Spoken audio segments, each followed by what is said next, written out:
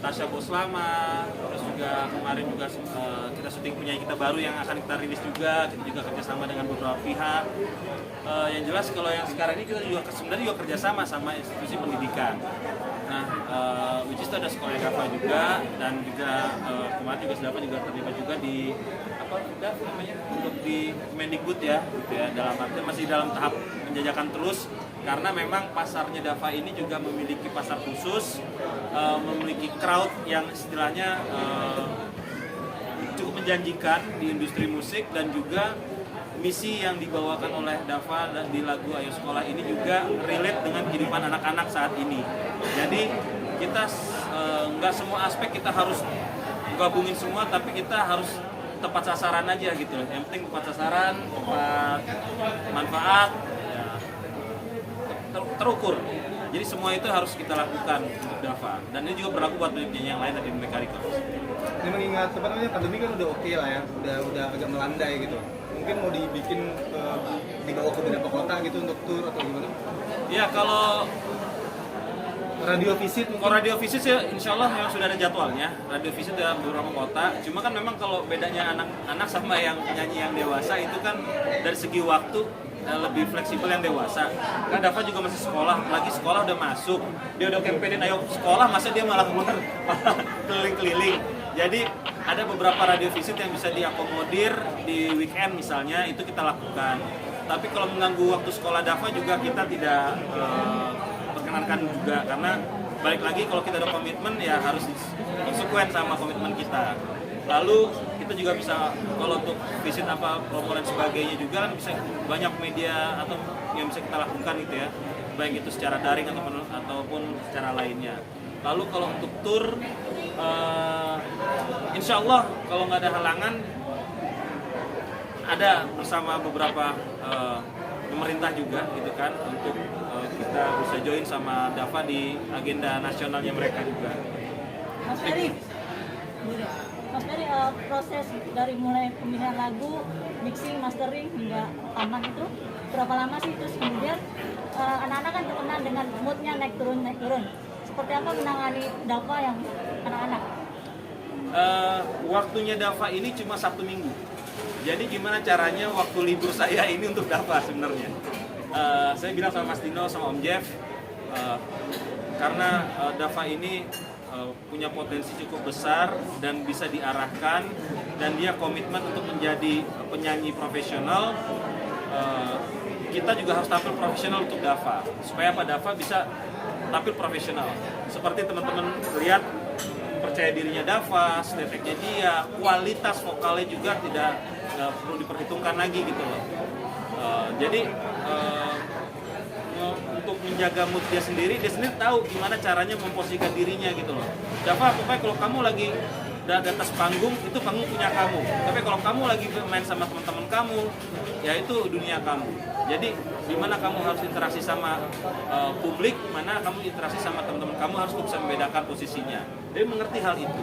Lalu kalau menjaga mood, sudah pasti ya anak kecil, seumuran Dava ini kan juga seumuran anakku juga 11 tahun. Jadi aku tahu gimana caranya ya meng-counter Dava lah gitu kan. Oh, kalau dia moodnya jelek, kadang-kadang saya pancing anak saya gitu kan, jinak langsung. Seperti itu ya. Ya mostly Dava oke. Kenapa pemilihan, kan tadi sempat bilang sebentar sama anak, pemilihan Dava kenapa jadi ibaratnya apa diorbitin anak sendiri, itu ada nanti kemungkinan atau gimana, atau dipancing dulu dari Dava dulu atau gimana? Jadi gini, kalau anak saya kan sudah 3 film, If main 3 film, terus dia suka nyanyi tapi nggak percaya diri. Jadi saya bilang, wah pengen orbitin anak sendiri, ntar kesannya KKN ya, kesannya yang segala macam. Tapi saya sadar diri juga, anak saya juga nggak percaya diri, tapi malah dia. Jadi aku punya teman game aku namanya Dava namanya. Ini kayaknya pintar nyanyi deh, soalnya suka colongan nih kalau lagi main game online tuh tiba-tiba saya suka nyanyi lupa di mute gitu kan, kedengeran gitu kan. Akhirnya udah kenalan sama Dedi segala macam, ngobrol. Dia, kamu bener serius mau nyanyi? Enggak awalnya. Nah coba pas dibilang kalau diorbitin mau nggak jadi penyanyi, tapi kamu harus komitmen karena Om Ferry keluar duit nih untuk produksi kamu nih, jadi kamu nggak boleh rugiin Om Ferry, bikin Om Ferry seneng aja sama teman-teman. Gimana? Setuju gak? Kalau setuju kamu jadi artis nih, biasa anak kecil gitu ya. Akhirnya mau jadi superstar, mau pelan-pelan harus komitmen. Ya udah, alhamdulillah Dava dari basic sampai sekarang dilatih sampai sekarang masih latihan ya. Sampai sekarang masih latihan terus. Saya bilang jangan pernah putus untuk dan jangan merasa cepat puas. Tapi langsung didirect juga sama dua jagoan-jagoan ini gitu. Om Jeff apalagi ini tahu banget moodnya Dava tuh dengan musik-musik yang membawa membawa moodnya Dava tuh bisa stabil gitu. Ini penting. Berarti berawal dari teman anak sendiri ya, bukan dari ibaratnya titipan sama apa atau biasa Oh enggak. Udah lihat sendiri dari anak sendiri. Karena jujur aja awalnya tuh aku di Mekariko tuh nggak kepikiran pengen ngorbitin anak-anak gitu kan. Tapi karena melihat anakku kok nyanyi lagu anak dewasa gitu kan, memikir aduh gue karma apa ini kan gitu kan.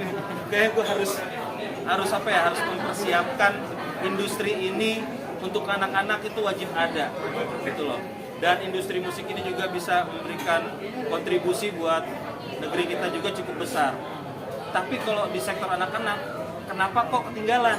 Nah, disinilah makanya kita komitmen, yaudah kita punya Dava, kita optimalin dulu Dava sampai kita benar-benar firm, sampai kita benar mantep punya Dava dan kita bisa terbitin Dava-Dava lainnya juga ke depan. Ferry, ini kan sebagai salah satu bentuk untuk mengembangkan lagi musik-musik anak yang di zaman 90-an dulu masih sekarang ada dong.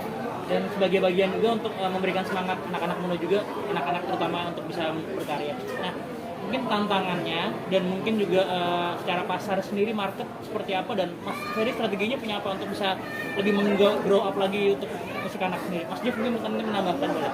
Ya, jadi sekarang ini kita dihadapkan sama keadaan semuanya itu digital. Digital ini menjadi satu wadah yang bisa kita optimalkan sebenarnya. Jadi kalau dibilang apa sih strategi yang dilakukan sama The Mekariko untuk Dava sampai berani nerobos pasar untuk mengeluarkan genre anak-anak gitu segala macam, saya rasa kalau yang lain nggak ada, kenapa gue enggak? Itu satu. Kedua, digital ini long termnya bagus gitu. Jadi kapanpun nanti ini anak punya histori. Semua orang bisa melihat, oh ternyata di era tahun 2020-an sekian ini ada penyanyi cilik juga. Wah, kalau misalnya saya bilang, kalau lagunya meledak, alhamdulillah. Kalau lagunya meledak itu bonus. Jadi saya nggak mikir macam-macam, yang penting lagunya bisa diterima, message-nya bisa terdeliver dengan baik. Karena saya pengen anak saya juga bisa mencintai industri lagu anak-anak sendiri gitu lah.